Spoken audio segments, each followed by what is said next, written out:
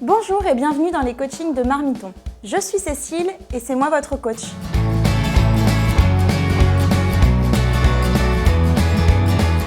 Aujourd'hui, c'est un coaching pour les débutants spécial riz et risotto. Sous la vidéo, vous pouvez télécharger cette feuille de route. Elle vous guidera tout au long du coaching. Elle vous permet de passer simplement d'une étape à une autre en cliquant sur les triangles juste en dessous.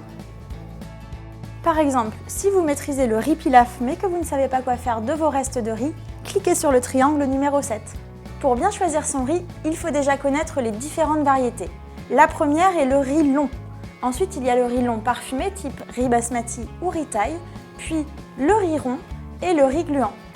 Toutes ces variétés peuvent être consommées en version complète, semi-complète ou normale. On dit normal car le riz vendu est en général débarrassé d'une partie ou de la totalité de son écorce.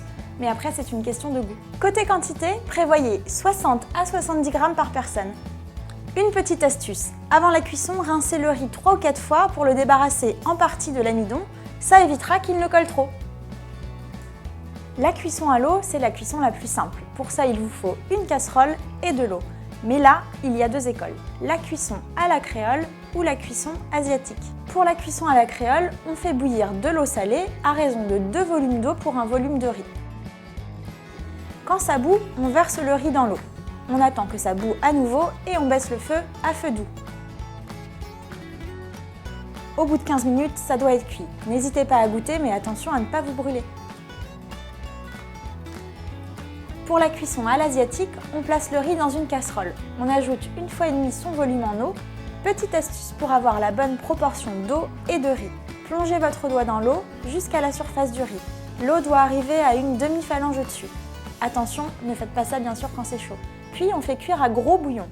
Une fois que le riz affleure à la surface, on baisse à feu doux et on couvre. Le riz est cuit quand il n'y a plus d'eau du tout.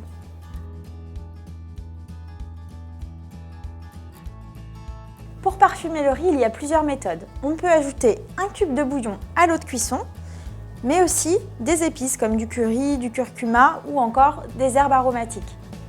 Le riz pilaf, c'est une méthode de cuisson à l'indienne.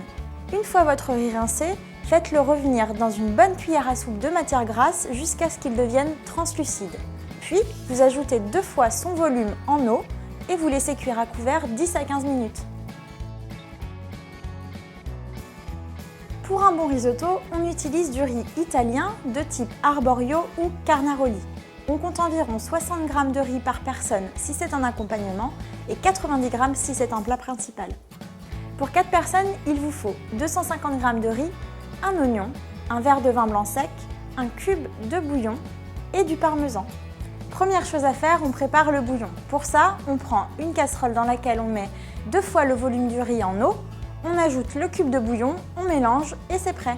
On commence par faire un sofrito, c'est-à-dire qu'on fait chauffer de la matière grasse, soit du beurre, soit de l'huile, soit un mélange des deux, à savoir qu'il faut compter une demi-cuillère par personne, puis on ajoute l'oignon coupé très finement,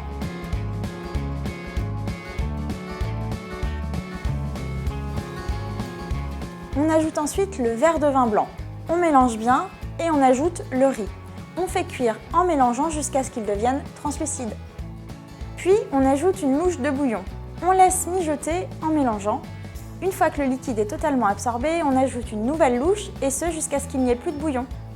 Maintenant, vous n'avez plus qu'à goûter. Le riz doit être cuit comme il faut, à peine croquant. Parfait. Et enfin, selon les recettes, vous pouvez ajouter du beurre, du mascarpone, de la ricotta ou encore du parmesan. Attention, jamais de gruyère et surtout servez bien chaud.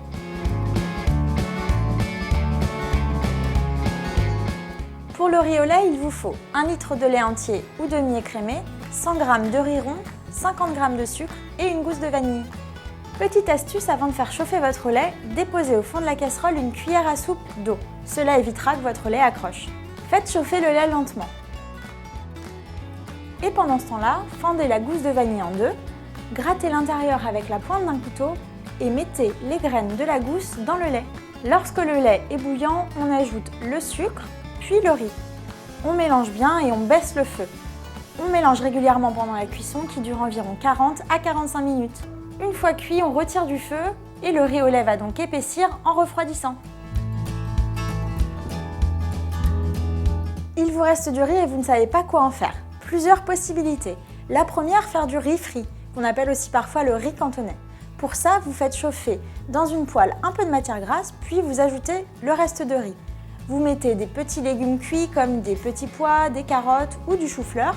Vous pouvez ajouter aussi des lardons ou des morceaux de jambon, du sel, du poivre et le tour est joué. Autre option, les galettes de riz.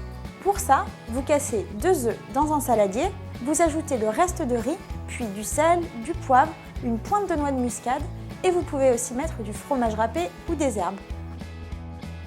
Vous faites dorer à la poêle dans un peu de matière grasse sous forme de petites galettes et c'est prêt.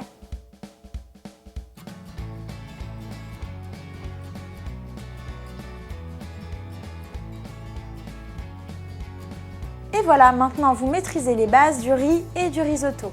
Prochaine étape, les tartes sucrées. N'hésitez pas à vous abonner à la chaîne Marmiton pour ne pas en perdre une miette et à poser toutes vos questions dans les commentaires. À bientôt pour un prochain coaching.